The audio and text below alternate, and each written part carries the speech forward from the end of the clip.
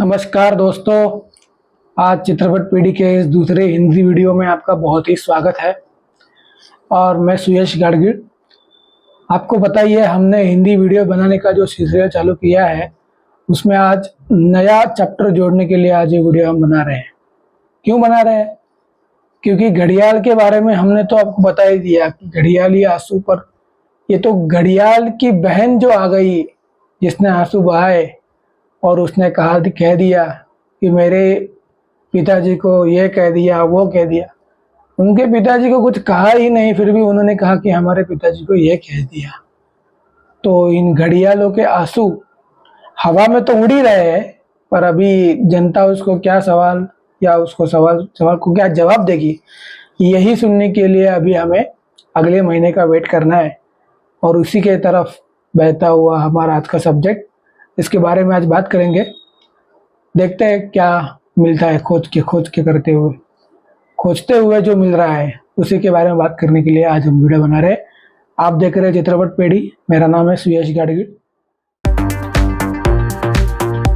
तो जैसे कि सब्जेक्ट आपने देखा ही रहेगा कि जो आपदा में अवसर ढूंढना चाहते हैं वो क्या ढूंढ सकते हैं, इसके बारे में आज का वीडियो है। तो आपदा में आपका नामकरण ही प्रधानमंत्री जी ने आपदा कर दिया। मतलब जो कुछ भी सोचता नहीं है, जे मतलब ट्रोल कैसे करते हैं, ट्रोल किसको किया जाता है, ये जगह मतलब जैसे का जो क्रिएटर्स का कंटेंट क्रिएटर्स का जो महाकुंभ हुआ था पिछले साल चुनाव से पहले, उसमें जो उनका प्रधानमंत्री जी का जो इंट्रोडक्शन दिया गया था वो आपने अगर सुना रहेगा तो उसमें ओजी द क्रिएटर और जो उन्हें कहा गया कि द गोट प्रधानमंत्री जी वगैरह जो उन्हें कहा गया, वो ऐसे ही कहा नहीं गया था। वो उसका प्रतिमूर्ति मतलब उसका पूरी तरह से उदाहरण प्रधानमंत्री जी ने दे दिया कि उन्होंने आपदा का अनावरण कर दिया, आपका अनावरण आपदा कर दिया। तो उसके हिसाब से अगर आप देख रहे हो कि दिल्ली की जनता को अवसर मिला है, ये तो मानना पड़ेगा कि किसी को मिलता है अवसर, जो मिल रहा है दिल्ली की जनता को वो अवसर ऐसी समय पे मिला है कि जहां महाकुंभ हो रहा है और हिंदुत्व के पुनर्जागरण हो रही है। पूरा उत्तर भारत हिंदुत्व के मतलब स्नान में बहने के लिए जा रहा है। ऐसे वातावरण में अगर दिल्ली में झाड़ू न लगते हुए कमल खिल गया तो दिल्ली वालों के लिए अच्छा रहेगा। जैसे हमने पिछले वीडियो में बताया था कि घड़ियाल तो आंसू बहेगा, पर वो क्यों बह रहा है। जैसे कि आज मैं वीडियो कर रहा हूँ, जो अपने टाइटल जो लिखा है मैंने कि आपदा में अवसर दिल्ली की जनता ढूंढेगी या नहीं ढूंढेगी हमें तो मालूम नहीं है। कैसे ढूंढेगी, प्रचार तो अभी चालू हो गया, चुनाव आयोग के सब डेट डिक्लेयर कर दिए कि इस दिन पे चुनाव होगा, इस दिन पे नतीजे आएंगे। तो फरवरी के महीने में तो सब बम फूटेंगे, पर ये बम फूटते फूटते दिल्ली की जनता क्या सोचती है। आज दिल्ली में जो वातावरण की हालत है, मतलब कि जब कांग्रेस की सरकार पंजाब में थी तब आप वाले क्या कहते थे, ये आपदा वाले ये आपदा वाले क्या कहते थे कि आपदा वाले तो ट्रेंड हो रहा है, पर ये आपदा वाले कहते थे कि दिल्ली में परली जलती है, इसके वजह से दिल्ली में पंजाब में जो परली जलती है, पंजाब में जो परली जल रही है उसकी धुएं की वजह से ये प्रदूषण हो रहा है, ऐसा वो कहते थे। पर आज क्या है, आज पंजाब की जो हालत है उसमें पंजाब में जो हो रहा है, पंजाब में तो परली जलती है ऐसा उन्होंने नहीं कहा था ना। अगर जल रही है तो वो सरकार इधर कहाँ पे है, सरकार किसकी है पंजाब में। अगर पंजाब की महिलाएं पंजाब से बाहर निकलकर दिल्ली में दिल्ली के मुख्यमंत्री के घर के सामने या फिर दिल्ली के एमएलए के घर के सामने अगर आके जो पोषण जो आंदोलन कर रही है, उनको 1000 देने का तो वादा आपने किया था ना, तो उनको तो 1000 आपने दिए नहीं। और आप कह रहे हो कि हमारी अगर सरकार आएगी तो हम बेटियां बहनों को इतना देंगे, ये ग्रंथियों को पुजारियों को इतना देंगे। क्यों कहना पड़ा ये? क्योंकि वो जो मौलाना मौलवी जो है वो उनको जो मदरसे में मिलता है वो अगर बंद हो गया तो इनका वोट जो जहाँ पे पॉकेट वोट है दिल्ली का वो कम हो जाएगा, वो मिलेगा नहीं, ऐसा उनको मन में भय है।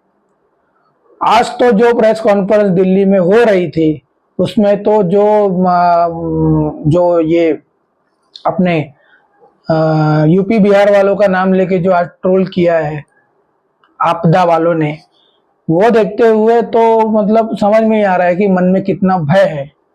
भय की राजनीति करना उन्होंने चालू कर दिया है कि हम ये देंगे, इसके लिए आपको ये सरकार लानी पड़ेगी, आप नहीं देंगे तो सरकार नहीं आएगी। तो मतलब जनता को ही ब्लेम करना है कि आप हमें देना चाहिए, मत देंगे तो हम ये लाएंगे। आप क्या कर रहे हो? 10 साल तो सरकार बनाई आपने, 10 साल सरकार चलाई, दिल्ली वालों के गोद में क्या दिया आपने? दिल्ली वालों के गोद में क्या मिला? जो डीटीसी की फोकट का प्रवास, फोकट का प्रवास तो मिला, पर डीटीसी की हालत क्या हो गई? डीटीसी बंटाधार हो गई। पानी फोकट में मिल गया, पर पानी की हालत क्या है? शुद्ध पानी नहीं मिलता, एक टंकी साफ नहीं की है, गंदा पानी लोग पी रहे हैं। और देखते जाए तो जो सेंट्रल गवर्नमेंट के अंडर जो पोर्शन आता है जहाँ पे उनकी सुरक्षा है या फिर उनका मैनेजमेंट है, वो एरिया आपको साफ सुथरा दिख जाएगा। आप मेट्रो से निकलो दिल्ली के और नीचे उतरो, आपको पता चल जाएगा दिल्ली क्या है। साफ सफाई का तो पूरा मतलब वाटी लगा दी है, किधर भी जाओ मतलब मन में आए वो आदमी करता रहता है। ऐसी हालत दिल्ली में हो गई है, किसी का किसी के ऊपर कंट्रोल नहीं। आज मुख्यमंत्री बैठी है कुर्सी पे, उसको मालूम है क्या कि उसके अंडर क्या चालू है, कि उसका मैनेजमेंट कैसे काम कर रहा है।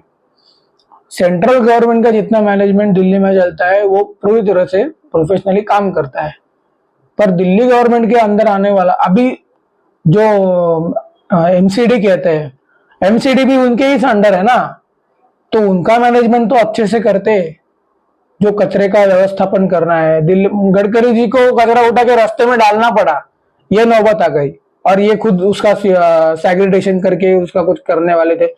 बातें कहने में, मीडिया के सामने आने में, मीडिया को साथ लेके पूरा मतलब क्या कितना बवाल हो गया ऐसा बोलने में, जो ये आप वालों का आपदा में अवसर ढूंढने का ये जो उनका काम है, इससे बहुत त्रस्त दिल्ली की जनता हुआ है। और मैं दिल्ली वालों को हमारी तरफ से बहुत ही बड़ी आह्वान करना चाहता हूं कि ठीक है, आपने 10 साल एक नए आदमी को, एक नई पार्टी को आपने दे दिया कि ये चलाओ सरकार, और उसका फायदा क्या हुआ वो तो आपने 10 साल में देखा ही है।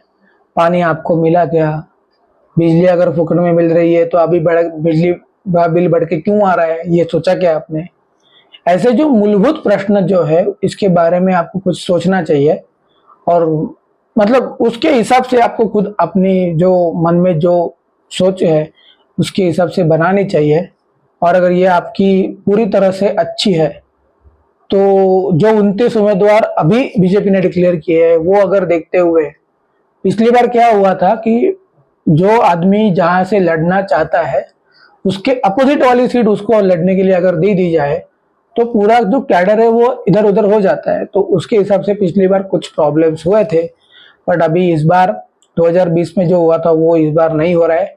2025 में पूरी तरह से एक तंदुरुस्त पार्टी बनके, जो 2 राज्यों में जैसे लोगों ने मैंडेट दिया है, तो वैसे ही दिल्ली की जनता को हमारा महाराष्ट्र की तरफ से भी आह्वान है कि आप एक अच्छी तरह से एक नया, पूरी तरह से नया मैंडेट देते हुए अगर दिल्ली में कमल भी खिलाएंगे, हम तो सीधे बोलते हैं कमल खिलाइए, कुछ ना कुछ तो डेवलपमेंट हो जाएगी।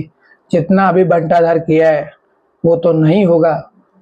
और हम, मैं तो पत्रकार नहीं हूं, मैं कुछ नहीं हूं, मैं खाली बात कर रहा हूं।